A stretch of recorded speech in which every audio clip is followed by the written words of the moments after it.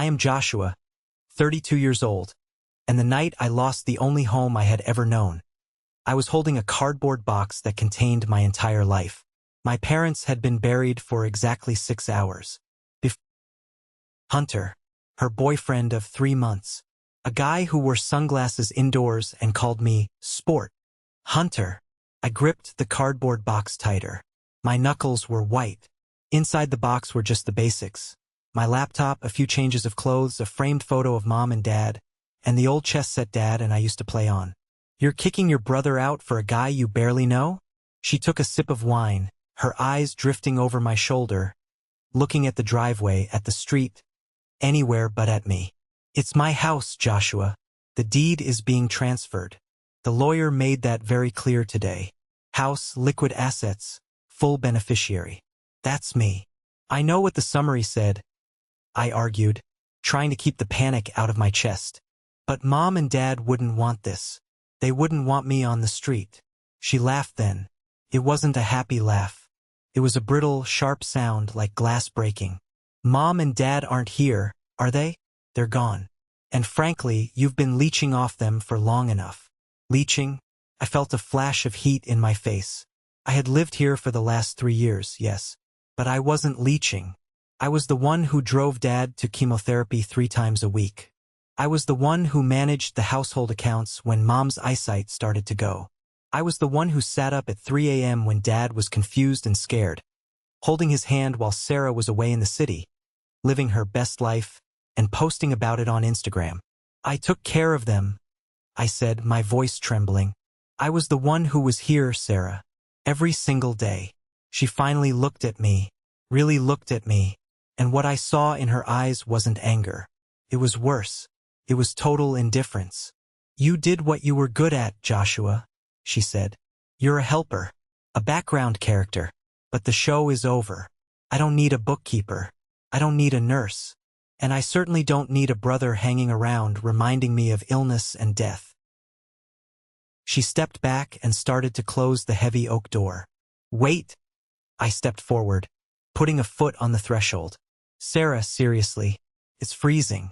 I have $60 in my checking account until the stipend clears next week. Where am I supposed to go? She stopped. She looked down at my foot blocking her door, then up at my face.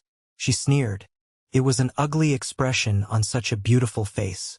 Find somewhere else to die, she said. The words hung in the air like smoke. What? I whispered. You're just like them, she said, gesturing vaguely behind her into the dark house. Old energy. Sadness. You're useless now, Joshua. Go find a shelter. Go find a friend. I don't care. Just get off my property. She kicked my foot. Not hard, but enough to shock me. I pulled back instinctively. Slam. The sound of the door closing was the loudest thing I had ever heard. Then came the sound of the deadbolt sliding home. Click. Then the top lock. Click. I stood there for a full minute.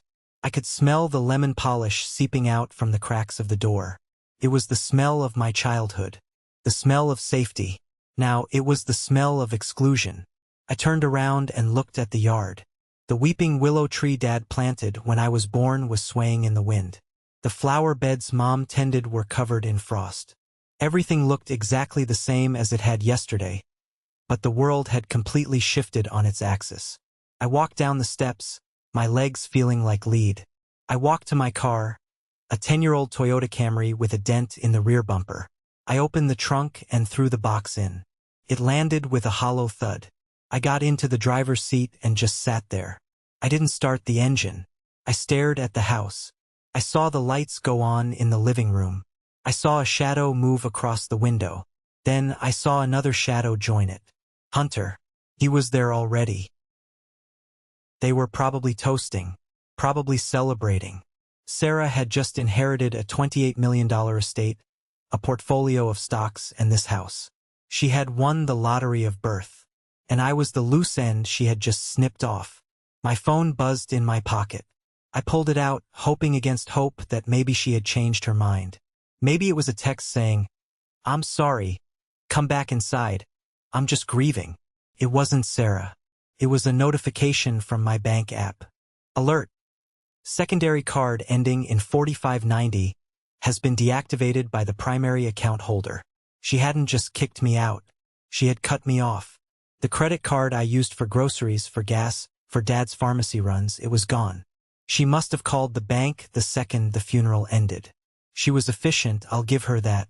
I hit the steering wheel. Once. Twice. Then I screamed. A raw, guttural scream that scraped my throat. I screamed for the unfairness of it.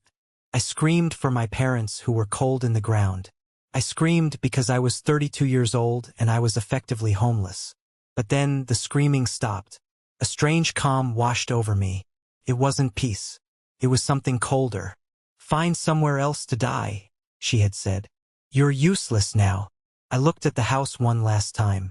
I wiped my eyes. No, I said to the empty car. I'm not going to die. And I'm definitely not useless. I started the engine. The heater rattled to life. I backed out of the driveway, leaving the only home I had ever known behind me. I didn't know where I was going to sleep that night. I didn't know how I was going to pay for my next meal. But as I drove away, I remembered something. Something small. Something Sarah, in her arrogance, had probably forgotten. Dad didn't just teach me how to do the books. He taught me how to play chess. And he always told me, Joshua, never let the opponent see your real strategy until it's too late to stop it. Sarah thought the game was over because she had captured the king and queen. She didn't realize there were still pieces on the board. I drove toward the highway, the road blurring ahead of me. I had to survive tonight. Just tonight. Tomorrow the real game would begin. To understand why my sister could look me in the eye and tell me to go die, you have to understand the ecosystem we grew up in. Families are like small corporations, and in the business of the Reynolds family, Sarah was the CEO, and I was the intern in the basement. We weren't always enemies. That's the tragedy of it.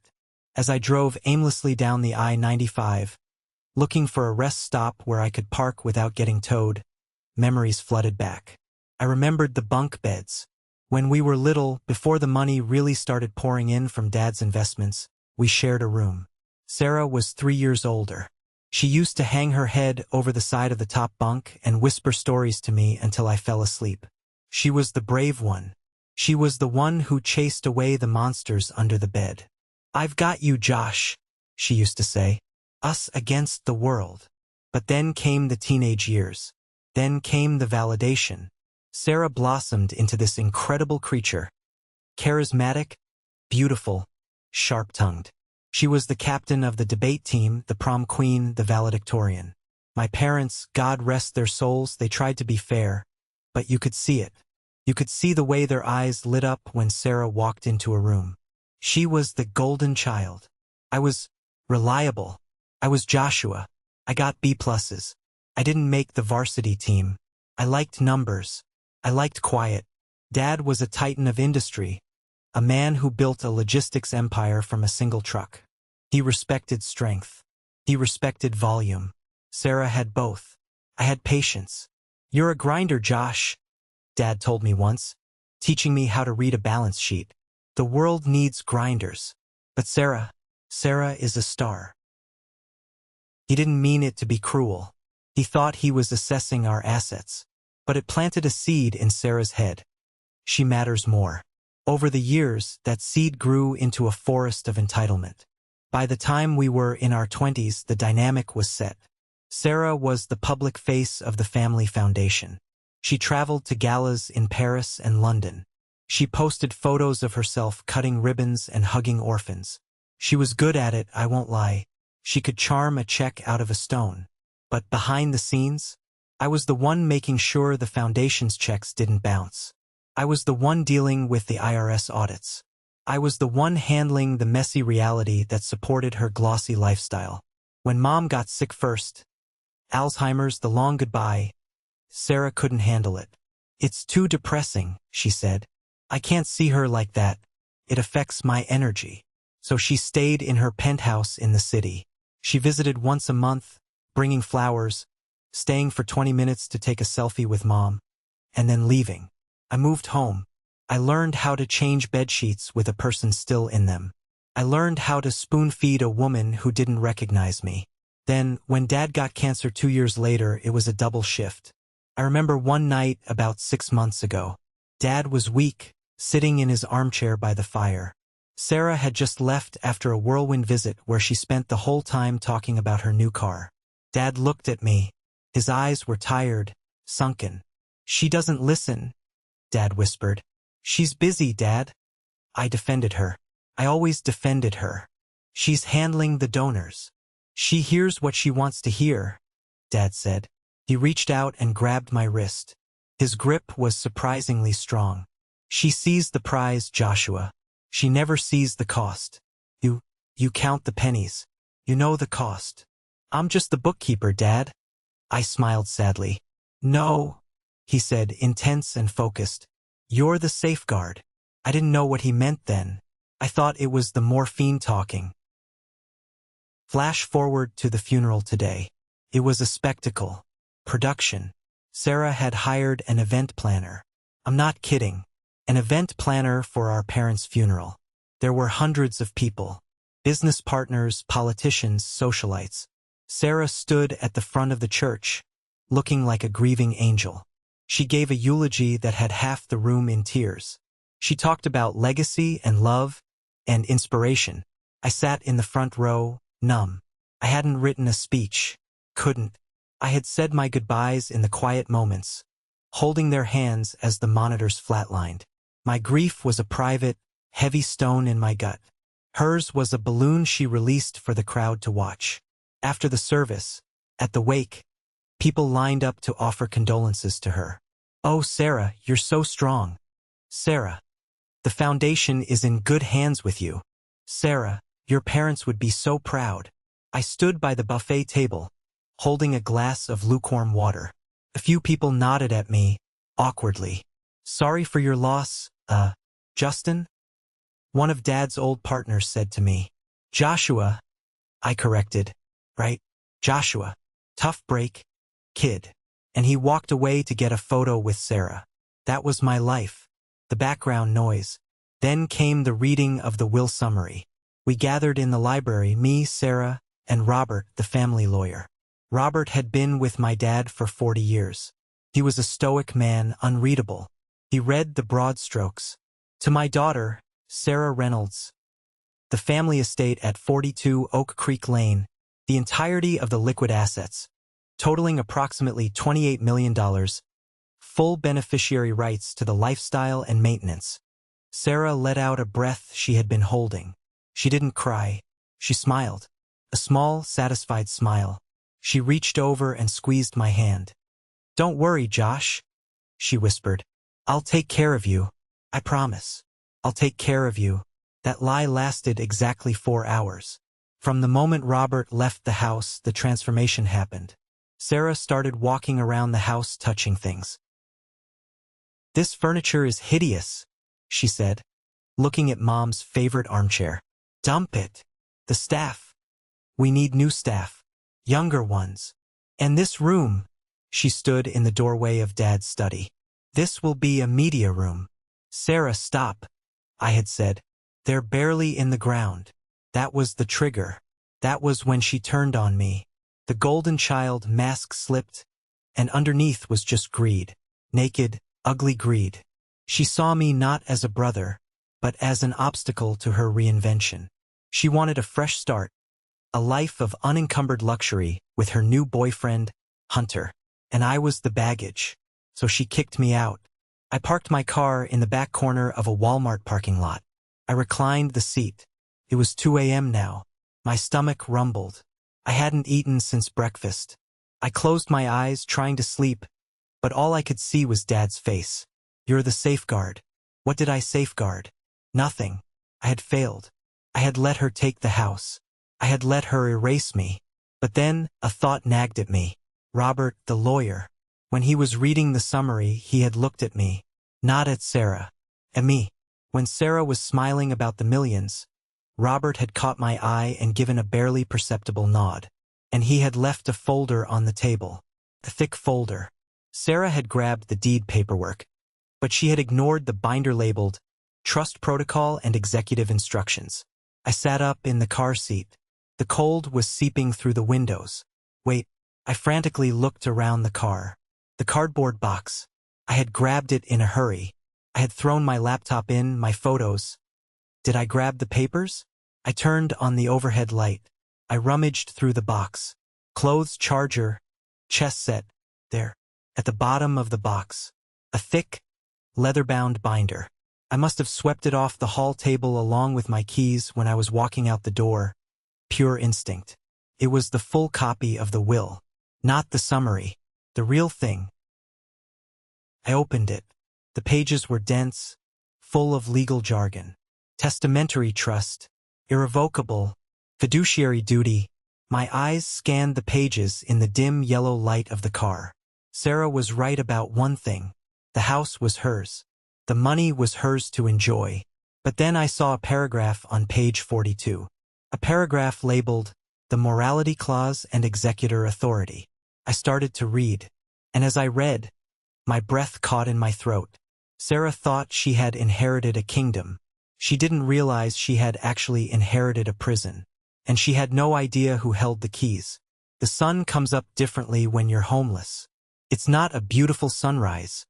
It's an interrogation light. It exposes how dirty your windshield is, how wrinkled your clothes are, and how desperate your situation has become. I woke up at 6 a.m. with a stiff neck and a bladder that felt like it was going to burst. A security guard was tapping on my window. "Move it along, pal. No overnight camping." "I'm leaving," I said, my voice hoarse. I started the car. The gas light dinged. Low fuel. Great. I drove to the nearest gas station. I had a few dollars in cash in my wallet. Maybe $20. I put 10 in the tank and used the rest to buy a stale coffee and a bagel. I sat on the curb, eating the bagel, watching people commute to work. They had showers. They had beds. They had lives. I had a cardboard box and a binder I hadn't finished reading yet. I needed a base of operations. I couldn't plan a counterattack from a Walmart parking lot. I swallowed my pride and called Liam. Liam was my college roommate, a guy who works in IT and lives in a messy apartment about 20 minutes away. He's the opposite of my family. Chaotic, loud, broke half the time, but loyal as a dog.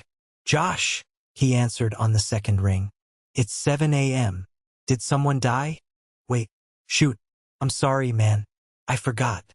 "It's okay, Liam. Listen, I need a favor. A big one." 40 minutes later, I was sitting on Liam's beat-up leather couch. The apartment smelled like pizza boxes and soldering irons. It was paradise. "She did what?" Liam was pacing the room, holding a half-eaten slice of pizza. "She kicked you out? On the day of the funeral? That's biblical, man. That's Cain and Abel stuff. Actually, it's worse. It's Cinderella stuff. She said I was useless," I said, staring at my hands. "She cut my cards, Liam. I'm zeroed out." Liam stopped pacing. He looked at me, dead serious. "Okay, you're staying here. Couch is yours as long as you need. I'll cover food. You figure this out. You're the smart one, Josh. You're the numbers guy. There's gotta be a mistake." "There's no mistake," I said. "She has the house. She has the money. But does she have a brain?" Liam tapped his temple. "Because from what I remember of your sister, she's great at spending money, but terrible at counting it." He was right, and that gave me a spark of hope. I opened the binder again. I needed to understand the enemy, or rather, the rules of the game the enemy was playing. But before I could dive in, my phone buzzed again. A text message. My heart skipped a beat. Was it Sarah? Apologizing. I looked at the screen. It was from Elena. Elena was Sarah's personal assistant. A quiet, terrifyingly organized woman who had been with the foundation for 2 years. She was nice enough, but she worshipped the ground Sarah walked on. Or so I thought. The text read, "Mr. Reynolds, confirmation. Sarah asked me to transfer the deposit for the Porsche 911 GT3 this morning. $50,000 wire initiated. Also, she wants to schedule a meeting with the architects to discuss the East Wing demolition.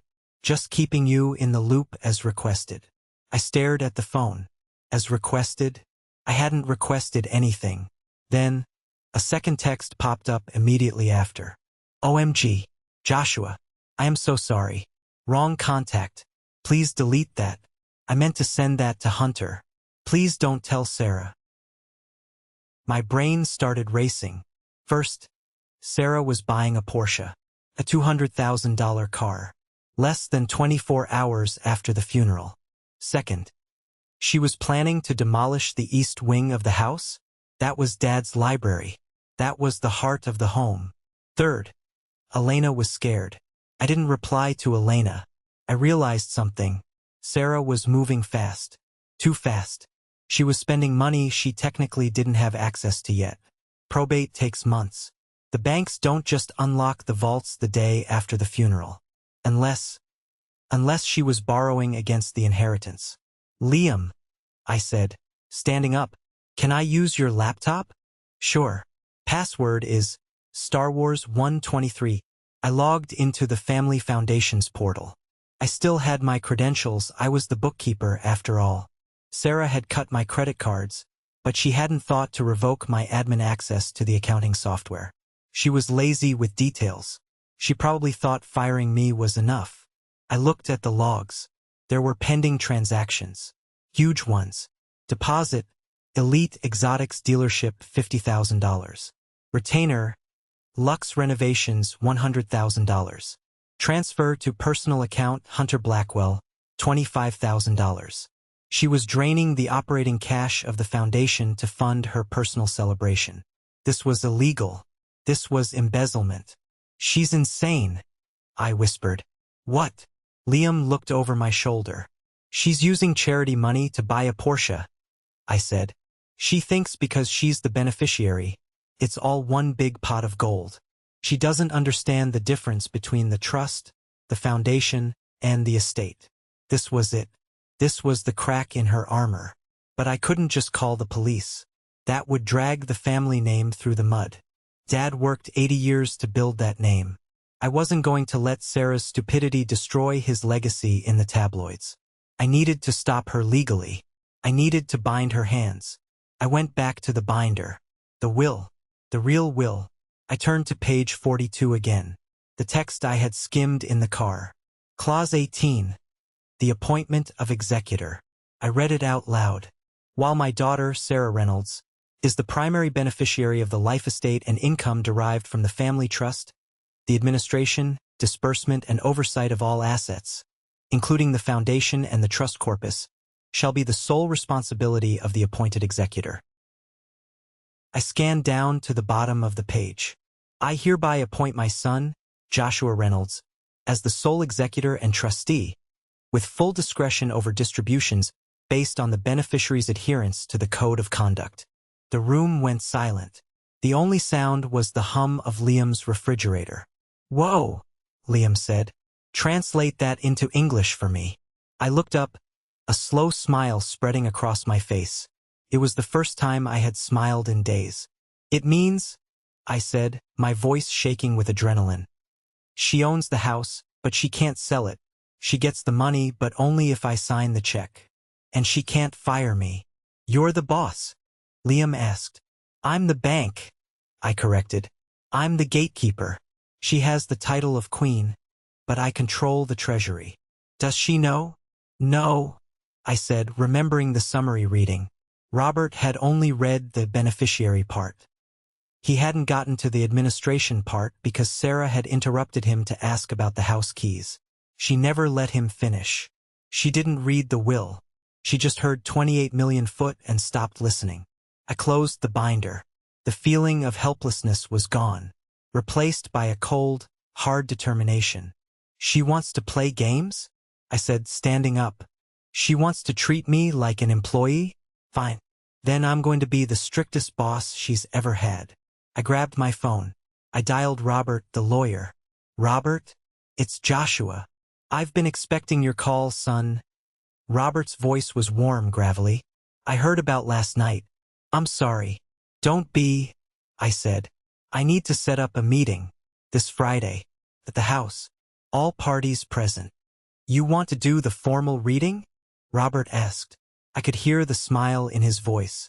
Yes, I said. And Robert? Bring the long version. The one with the fine print. With pleasure. I hung up. I turned to Liam. Do you have a suit I can borrow? Mine is in the box, and it smells like car exhaust. I have a suit. Liam grinned. It might be a little tight in the shoulders, but you'll look like a hitman, which I guess is exactly what you are right now. I wasn't a hitman. I was a brother. But sometimes, being a good brother means letting your sister hit a wall so she can finally learn to stand up. Sarah had ordered a Porsche. She had given her boyfriend 25 grand of charity money. She had kicked me out into the cold. She had no idea that on Friday, she was going to crash. Hard. The days between Tuesday and Friday were a blur of preparation. I didn't sleep much. I spent the time at Liam's kitchen table building my case. I wasn't just going to walk into that meeting and wave a paper around. I needed ammunition. I printed out the transaction logs from the foundation. I printed out the text messages from Elena. Sorry, Elena, but you were collateral damage now. I pulled the property records for the house. I felt like a detective piecing together a crime that was still in progress. On Thursday night, I met Robert at a diner halfway between the city and the estate. He looked out of place in the greasy spoon, wearing his three-piece suit, but he ate his burger with gusto. She's moving fast, Joshua, Robert said, wiping ketchup from his lip. She called my office 3 times today screaming about the trust access. She wants to know why the black card isn't working for the Porsche down payment. What did you tell her? I asked, sipping my black coffee. I told her that due to the transition of the estate, there are administrative delays. Robert winked. I told her the executor needs to sign off on any transfer over $10,000. And did she ask who the executor is?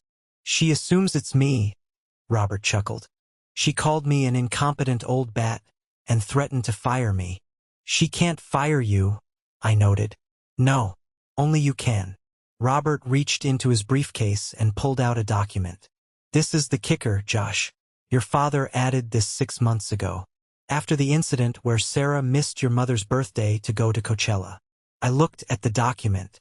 It was a code of conduct and morality clause. The beneficiary shall maintain the dignity of the family name. Any action deemed by the trustee executor to be abusive, neglectful, or harmful to family members or dependents shall result in a suspension of discretionary funds. Specifically, the displacement of any dependent residing in the family home for more than 12 months requires a unanimous vote of the board. My jaw dropped. Displacement of any dependent. You lived there for 3 years, Josh, Robert said softly. You are a dependent resident under the terms of this trust. She didn't just be mean to you. She violated the core condition of her inheritance. She broke the law of the will before the ink was even dry, I realized. Exactly, which gives you the leverage. You don't just control the money. You have the right to evict her if you wanted to. Technically, by kicking you out, she forfeited her life estate rights. I sat back. The power of it was dizzying. I could kick her out. I could tell her to find somewhere else to die. I could crush her. Do you want to do that? Robert asked, watching me closely. Do you want to take it all? I thought about it. I thought about the cold porch, the useless comment. No, I said. I don't want to be her. I don't want revenge, Robert. I want justice, and I want her to grow up. If I kick her out, she becomes the victim. She spins a story about how her evil brother stole her inheritance. I want her to stay, but I want her to understand that she is a guest in my world now. Robert smiled. Your father was right about you. You play the long game. Friday morning arrived. I put on Liam's suit. It was a little tight, but it made me look broad-shouldered. I shaved. I looked at myself in the mirror. I didn't look like the tired caregiver anymore. I looked like a CEO. I drove my battered Toyota to the estate. I arrived at 9:55 a.m. There was a brand new Range Rover in the driveway. Hunter's car. Bought with whose money? I wondered. I walked up the steps. I didn't knock. I had my key. I unlocked the door. The house was a mess. There were boxes everywhere. Sarah was already redecorating. The smell of lemon polish was gone, replaced by some expensive, cloying perfume. Sarah was in the living room, lounging on the sofa. Hunter was there too, wearing a bathrobe, my dad's bathrobe, and eating cereal out of a mixing bowl. They looked up when I walked in. "Excuse me?" Sarah stood up, her face flushing with anger.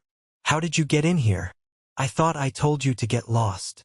"I have a meeting," I said calmly, placing my briefcase on the coffee table. I looked at Hunter. "Nice robe. Take it off." "Whoa, relax, sport." Hunter smirked. "Sarah, call the cops. He's trespassing." "I'm not trespassing," I said. "I'm early." Just then, the doorbell rang. Robert walked in, flanked by two paralegals carrying stacks of files. "Good morning, everyone," Robert boomed. "Robert!" Sarah rushed to him. "Thank God. Tell my brother to leave. He's delusional. And why haven't you released the funds for my car yet? Do you know how embarrassing it is to have a card declined?" "We are here to discuss exactly that," Robert said. "Please sit down." "Sarah." "Hunter." "I'm not sitting until he leaves." Sarah pointed at me. "Actually," Robert said, his voice dropping an octave, "he is the only person who absolutely has to be here. If he leaves, this meeting and your bank access ends immediately." Sarah froze. She looked from Robert to me, then back to Robert. Her brain was trying to process the information, but it wasn't clicking. "What are you talking about?" she snapped. "I'm the beneficiary." "Sit down, Sarah," I said. My voice wasn't loud, but it was firm. It was the voice I used when I had to tell Dad it was time for his medicine. It was a voice of authority. She sat. She looked small suddenly. "Robert." I nodded. "Read it." Robert opened the main file. The sound of the paper crinkling was deafening in the silent room. "As per the last will and testament of Arthur and Grace Reynolds," Robert began, "we are here to formalize the administrative structure of the estate." "Skip the boring parts," Sarah waved her hand. "Just tell me when I get the money." "You don't," Robert said. Sarah blinked. "Excuse me?" "You don't get the money, Sarah." Robert looked her dead in the eye. "You get an allowance, a stipend, subject to approval." "Approval by who?" she shrieked. "You." "No." Robert pointed a pen across the table, pointed it straight at me. "By him." Sarah turned her head slowly to look at me. Her face went pale, a sickly, ghostly white. "What?" she whispered. "Allow me to read Clause 18, Robert continued, enjoying this way too much. "I appoint my son, Joshua Reynolds, as sole executor and trustee, full discretion over all assets, power to hire and fire foundation staff, power to manage the real estate." "That's a lie." Sarah stood up, knocking over her wine glass. Red wine spilled onto the white carpet. "Daddy wouldn't do that. He said I was the heir." "You are the beneficiary," I said, speaking for the first time. "You get the benefit. I get the burden. That's how Dad saw it. He knew you liked to spend. He knew I knew how to save." "I'll sue," she hissed. "I'll contest the will. I'll drag you to court." "You could," Robert interjected.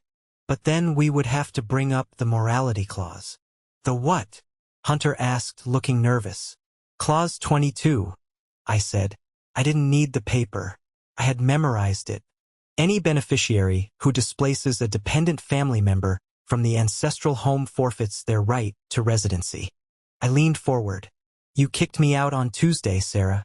You told me to find somewhere else to die. Under the terms of this will, that action alone gives me the legal right to evict you immediately and cut off your funding permanently." The silence that followed was heavy, heavier than the door she had slammed in my face. Sarah looked at Hunter for support. Hunter was looking at his phone, probably checking if his Uber app was working. You wouldn't," Sarah stammered. Her eyes were filling with tears. "I'm your sister." "Funny," I said. "I wasn't your brother on Tuesday night. I was just useless." I stood up. "But I'm not you, Sarah. I'm not going to kick you out." Her shoulders slumped in relief. "However," I continued. Things are going to change. Drastically. The air in the room had shifted. 5 minutes ago, Sarah was the queen of the castle. Now, she was a terrified tenant facing the landlord. I walked around the table. I felt a surge of power, but I tamped it down. Anger makes you sloppy. I needed to be surgical. Here is the new reality, I said, dropping a folder in front of her. Item 1. The foundation. You are currently the president. Effective immediately, you are removed from that position. You can't do that, Sarah cried. That's my image. The gala is next month. Not anymore, I said. I've reviewed the logs, Sarah. You used foundation funds to put a deposit on a Porsche and pay Hunters. What was it? Consulting fees. I looked at Hunter. He shrank into the sofa. That's embezzlement, Robert added helpfully. Joshua could report it to the IRS. You'd go to prison. Instead, he's allowing you to resign for personal health reasons. Sarah stared at the resignation letter. Her hand trembled as she reached for it. Item 2, I continued. The house. You can stay here, but Hunter cannot. Hey, Hunter protested. I live here. No, I said. You've been here for 2 days. You're a guest. And as the trustee, I'm revoking your guest privileges. You have 1 hour to pack your bags and get out. Sarah, Hunter pleaded. Tell him. Sarah looked at me, then at Hunter. She was doing the math. She realized that if she fought me on Hunter, she lost everything. The money, the house, the reputation. She looked down at her lap. Hunter, maybe you should go. Are you kidding me? Hunter stood up. You're letting him boss you around? You have $28 million. She has nothing. I snapped. My voice cracked like a whip. She has a stipend of $5,000 a month for living expenses. The rest is in the trust. And not a penny goes to you. Hunter looked at Sarah with disgust. You said you were rich. You said you were in charge. I am. I was. Sarah sobbed. I'm out of here, Hunter said. He didn't even pack. He just walked out the front door. He didn't look back. Sarah watched him go. The realization hit her. He wasn't there for her. He was there for the lifestyle. He left, she whispered. He was a parasite, Sarah, I said gently. I just fumigated the house. Item 3, I said, pressing on. The car. The Porsche order is cancelled. The deposit is being returned to the foundation. But I need a car, she wailed. People will see me driving my old Mercedes. It's 3 years old. It's a tragedy, I know, I said sarcastically. But you'll survive. I looked at her, really looked at her. She was broken. The arrogance was gone. Peeled away layer by layer until all that was left was a scared little girl who missed her parents but didn't know how to grieve without shopping. Why are you doing this? She asked, tears streaming down her face. Do you hate me? No, I said. I'm doing this because Dad asked me to. He knew you'd blow through the money in a year. He knew you'd end up with nothing. I'm not destroying your life, Sarah. I'm saving it. I'm the safeguard. Remember. She buried her face in her hands. Sign the resignation, I said. She picked up the pen. She signed. Good, I said. Now I'm moving back in. Not to the guest room. I'm taking the east wing. The library stays. Dad's books stay. She nodded mutely. And Sarah? She looked up. Clean up this wine. I pointed to the spill on the carpet. The maid service is cut back to twice a week. You need to learn how to use a towel. I turned to Robert. We're done here. Robert stood up, closed his briefcase, and gave me a look of pure respect. I'll file these immediately. I walked out of the living room, leaving Sarah sitting amidst the ruins of her ego. I walked out onto the porch, the same porch where she had kicked me out 3 days ago. The air was still cold, but it felt different now. It felt crisp, clean. This is the moment that changed everything. When I finally took back control of my life. Thank you for being patient with me this far. You guys are amazing. Please help me by liking this video and commenting 1 below. so I know you've been with me on this journey. It not only helps more people find this story, but it lets me know that my experience means something to someone. Your support is the biggest motivation for me to share the rest of this journey. The aftermath was surgical. I didn't want to humiliate Sarah publicly, but I had to dismantle the false reality she had built. First came the accounts. I spent the next week freezing everything. I sat in Dad's study, my study now, and made the calls. Yes, this is Joshua Reynolds, executor. Cancel the Platinum Amex. Yes. Lower the limit on the secondary card to $2,000. I could hear Sarah pacing in the hallway outside the door. She was like a ghost in her own house. Every time the phone rang, she flinched. The biggest blow came when the charity gala organizers called. Mr. Reynolds, the organizer said, sounding confused. We received a letter of resignation from Sarah? Is this true? She's the face of the event. Sarah has decided to take a sabbatical to focus on family healing. I lied smoothly. I will be stepping in as interim chair. And regarding the donation pledge Sarah made, we will be honoring it, but it will be directed towards the local homeless shelter, not the opera house. Oh, the organizer said. I see. Well, that's very noble. It wasn't noble. It was practical. Dad hated the opera. He loved the shelter. I was just putting things back to where they belonged. Sarah didn't leave her room for 3 days. She claimed she was sick. I knew she was hiding. She was waiting for the world to find out she was a fraud. On Wednesday, I knocked on her door. Go away, she mumbled. Dinner is ready, I said. I'm not hungry. It's meatloaf, I said. Mom's recipe. Silence. Then the door creaked open. She looked terrible. No makeup, hair in a messy bun, wearing sweatpants. It was the first time in years she looked like a human being. She came downstairs. We sat at the long dining table. Just the two of us. The empty chairs of our parents felt like they were occupied by ghosts. We ate in silence for a while. Hunter blocked me, she said suddenly. I didn't look up from my plate. I'm not surprised. He said I deceived him. He said I trapped him. He's a con artist, Sarah. He was projecting. She poked at her meatloaf. What am I supposed to do now, Josh? I don't have a job. I don't have a boyfriend. I don't have money. You have a house, I said. You have food. You have $5,000 a month, which is more than most people make working full-time. And you have a brother who didn't kick you out when he had the chance. She looked at me. Her eyes welled up. I'm sorry, she whispered. About what I said. About you being useless. I know, I said. But words have consequences, Sarah.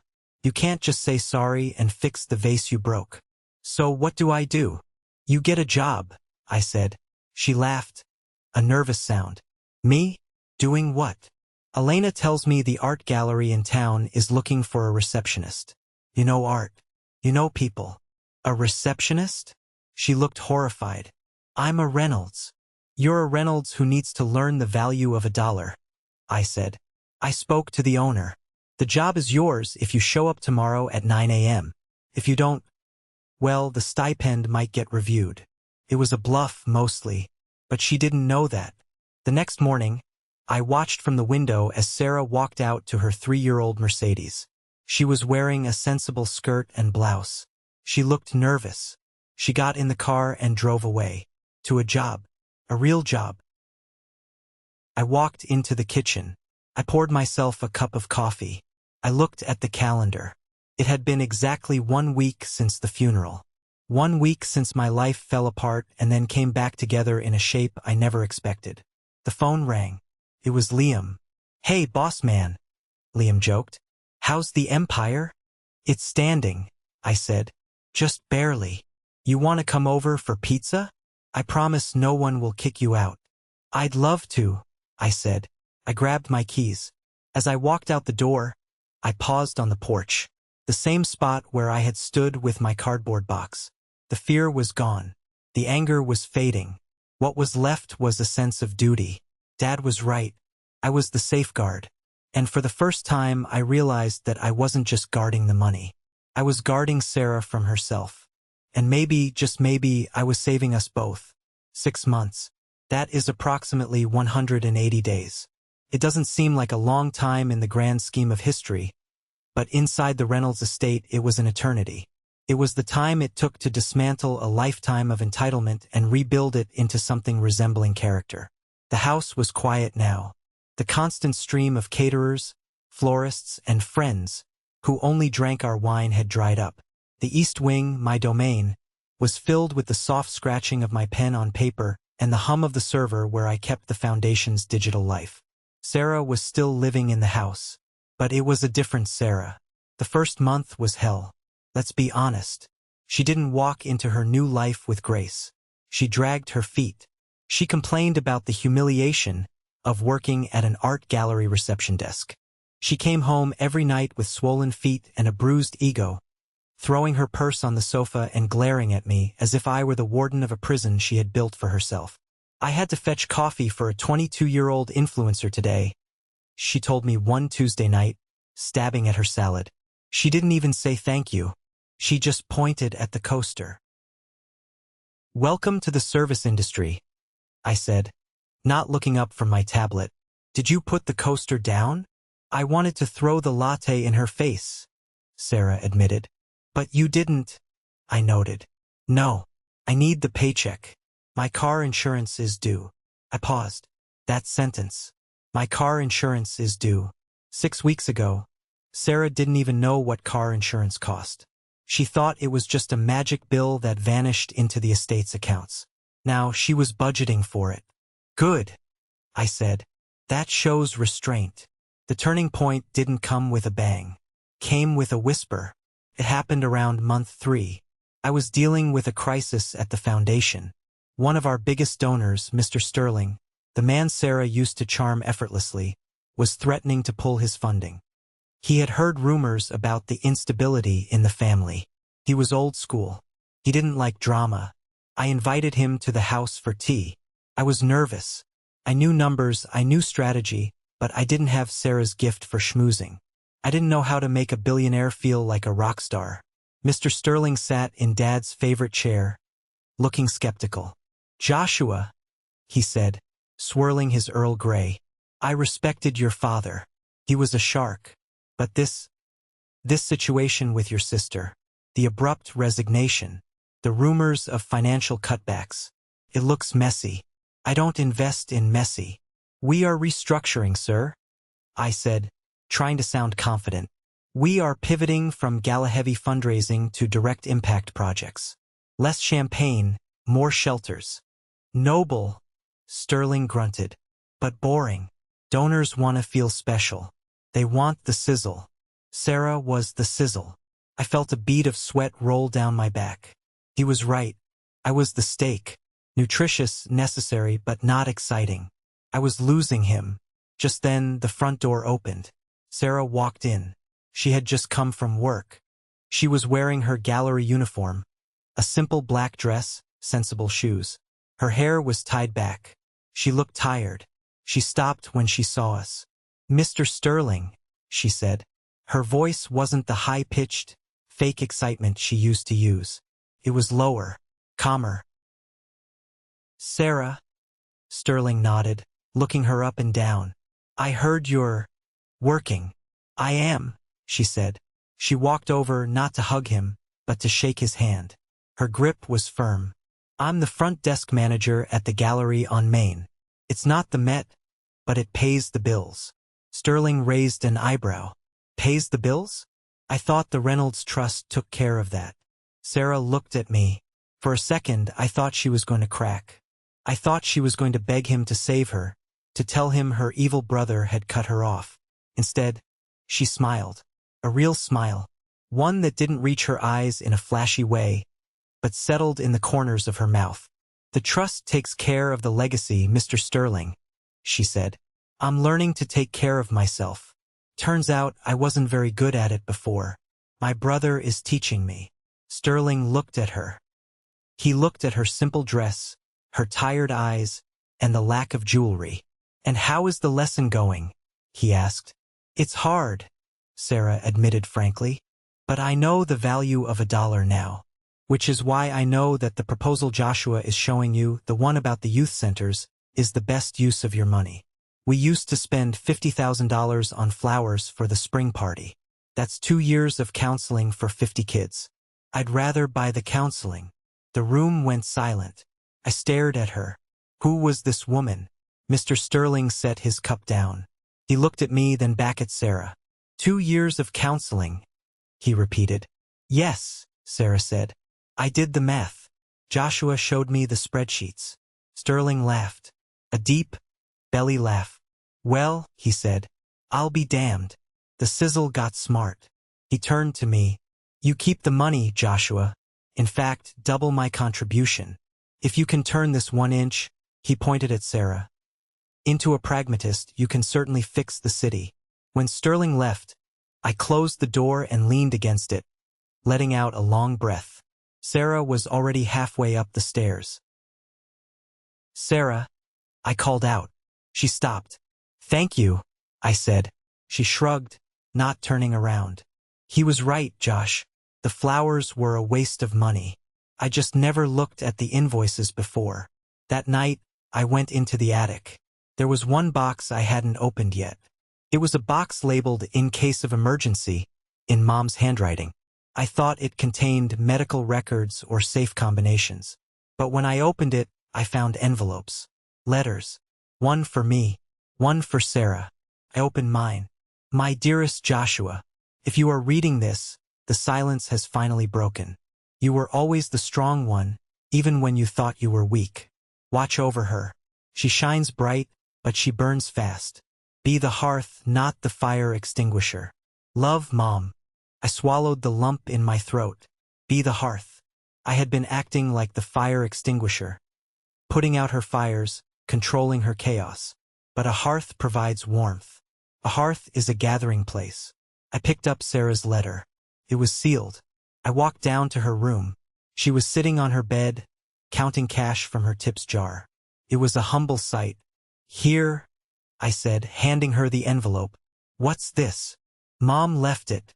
For when things got real. Sarah took the envelope. Her hands started to shake. She tore it open. I watched her read. I saw her eyes widen. Then I saw the tears. Not the performative tears from the funeral. These were ugly, silent tears that shook her whole frame. She dropped the letter on the bed. I didn't mean to read it, but the handwriting was large. Sarah, my beautiful star. Someday the applause will stop. Someday the money won't fix the hurt. When that day comes, look at your brother. He isn't your shadow. He is your anchor. Don't cut the rope, or you will drift away. I love you, even when you are lost. Sarah looked up at me. Her mascara was running. She knew, Sarah whispered. She knew I would mess it up. She knew you were lost, I corrected. There's a difference. Sarah stood up and walked over to me. For the first time in 20 years, she hugged me. It wasn't a side hug. It was a desperate cling. She buried her face in my shoulder and sobbed. I'm sorry, Josh, she choked out. I was so awful. I was so scared that without the money, I was nothing. And when you took it away, I hated you because I thought you were confirming it. You're not nothing, I said, patting her back awkwardly. You're Sarah. You're the one who used to chase away the monsters. I became the monster, she said. And now you're human again, I said. I prefer the human. We stood there for a long time. The house felt different. The ghosts of our parents weren't judging us anymore. They were nodding. The next few months were a steady climb. Sarah didn't get her presidency back. I wasn't going to hand her the keys just because she cried. Trust is earned in drops and lost in buckets. She had to fill the bucket back up. She kept her job at the gallery. She started volunteering at the shelter, not as a board member, but serving soup. I watched her from a distance. I saw her talking to people, really talking to them, not just smiling for a photo op. She had empathy. It had just been buried under layers of Gucci and indifference. I loosened the reins a little. I increased her stipend, not enough for a Porsche, but enough for a decent life. I unlocked the guest rooms. I told her she could have friends over, as long as they weren't Hunter. Speaking of Hunter, he tried to come back. Of course he did. About 4 months in, he showed up at the door with flowers. He had heard Sarah was rehabilitated, and probably assumed the money tap was back on. I didn't even have to get up from my desk. Sarah answered the door. I listened from the hallway. "Babe, I made a mistake." Hunter's voice was smooth like oil. I panicked. "I missed you." "You missed the lifestyle, Hunter," Sarah said. Her voice was steel. "No, I missed you. Come on. Let's go to dinner. My treat." "Your treat," Sarah laughed. "With what money? The money you borrowed from me?" "Don't be like that. Look, I know your brother is a tyrant." "My brother," Sarah interrupted, "is the only reason I'm not sleeping in my car right now. And if you ever call him a tyrant again, I will call the police." "Sarah." "Goodbye, Hunter. Find somewhere else to feed." She slammed the door. I smiled. Find somewhere else to feed. It was a nice echo of her old cruelty, but directed at the right target this time. She walked into my study, tossed the flowers in the trash bin, and sat down. "That felt good," she said. "Chess move," I said. "You sacrificed a pawn to save the queen." "I'm not the queen, Josh," she said softly. "I'm just a player on the board now." "That's all any of us are," I said. By the time the 1-year anniversary of our parents' death approached, the estate was unrecognizable. The debt was cleared, the foundation was thriving, and Sarah Reynolds was driving a Honda Civic and paying for her own gas. It wasn't a fairy tale ending. We still fought. She still rolled her eyes when I talked about tax codes. I still got annoyed when she left her shoes in the hallway. But we were family again. And then came the final test. The reading of the conditional release. Dad had put a clause in the will that I had kept secret, even from Sarah. It stated that if the beneficiary could prove financial competency and moral rectitude for a period of 1 year, the executor could vote to release a portion of the trust's principal directly to them. It was a test for me too. Could I let go of the control? I called a meeting. Friday morning. The same table. The same lawyer. Robert looked at me. He knew what was coming. Sarah sat down. She looked nervous. "Is something wrong?" she asked. "I paid the utility bill. I have the receipt." "Nothing is wrong," I said. "This is a review." I pushed a document toward her. "This is a release form," I said. "It authorizes the transfer of $2 million from the trust directly to your personal account. No oversight. No restrictions. You can buy a Porsche. You can go to Bali. You can do whatever you want." Sarah stared at the paper. She looked at the number.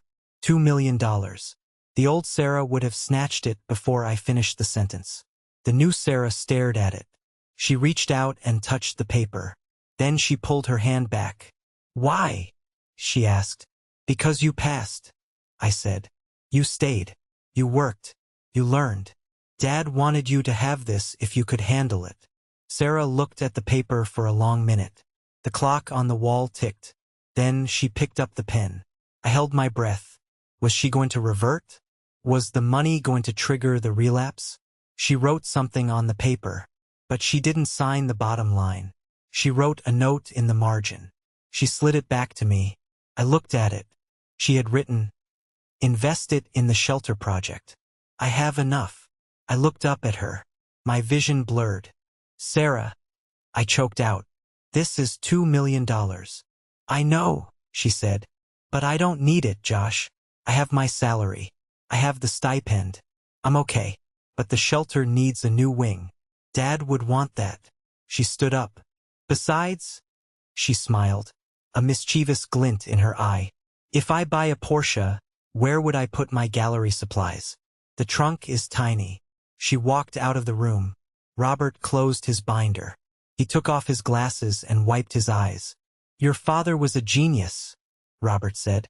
"No," I said, looking at the door where my sister had just exited. "He was a gardener. He knew that sometimes you have to cut a plant back to the roots to make it bloom." The cemetery was quiet. It usually is on a Tuesday morning. The grass was wet with dew, and the fog was clinging to the tombstones like a soft blanket. I stood in front of the double headstone. Arthur and Grace Reynolds. Beloved parents. Builders of legacy. I placed 2 chess pieces on the granite. The white king for Dad. The white queen for Mom. It was our tradition now. Every Sunday I came here. But today was special. Today was the day I officially stepped down as the sole dictator of the Reynolds estate and welcomed my co-pilot. I heard the crunch of gravel behind me. I didn't turn around. I knew the footsteps. You're early, Sarah said. I like the quiet, I replied. She stepped up beside me. She was wearing a trench coat and holding a bouquet of wild lilies. Not the expensive, imported roses she used to order. Just simple, resilient flowers. She placed them between the chess pieces. They look peaceful, she said. They are, I said. Finally. We stood there for a moment, listening to the wind in the trees. I handed in my notice at the gallery today, Sarah said. I looked at her. Oh, yeah. The owner said I was overqualified. Said I should be running my own ship. And what ship is that? I asked, though I already suspected the answer. I want to come back to the foundation, Josh, she said. She turned to face me. Not as the president. Not as the face. I want to work in operations. I want to manage the shelter project. I want to be on the ground, making sure the concrete gets poured and the beds get delivered. I smiled. That's a lot of paperwork. It's not glamorous. I don't need glamour, she said. I need purpose. And I think we make a good team. You handle the money. I handle the people. But this time, I actually listened to the people. I reached into my pocket and pulled out a key. It wasn't a key to a car or a house. It was the key to the foundation's main office, the one Dad used to have. I've been keeping this for you, I said. Welcome back, partner. She took the key. She squeezed it in her hand. Thank you, brother, she said. And the way she said brother, it had weight. It had respect. We walked back to the car together. My old Camry was gone, replaced by a sensible SUV that we shared. The Porsche was never bought. The east wing was never demolished. As I drove us home to our home, I thought about the journey. I thought about the night I slept in the Walmart parking lot. I thought about the anger that had fueled me, the cold desire to crush her. But anger is a cheap fuel. It burns hot and fast, but it destroys the engine. Duty is the real fuel. Duty and love. I had won the game, yes. I had checkmated her. But the beauty of chess is that when the game is over, you reset the board. You don't throw the pieces away. You set them up again for a new game. We pulled into the driveway. The house looked different now. It wasn't a fortress of wealth anymore. There were tricycles on the lawn Liam's kids were visiting. There was a vegetable garden in the back that Sarah had started planting. It looked lived in. It looked messy. It looked perfect. Sarah got out of the car. She paused and looked at the porch, the spot where she had kicked me out. She looked at me. I'm glad you didn't die, she said. A small, wry smile on her face. Me too, I said. I'm glad you didn't stay useless. We laughed. It was a shared joke now, a scar that had healed over. I walked up the steps. Sarah held the door open for me. After you, she said. I walked inside. The smell of lemon polish was back, mixed with the smell of dinner cooking in the slow cooker. I was home.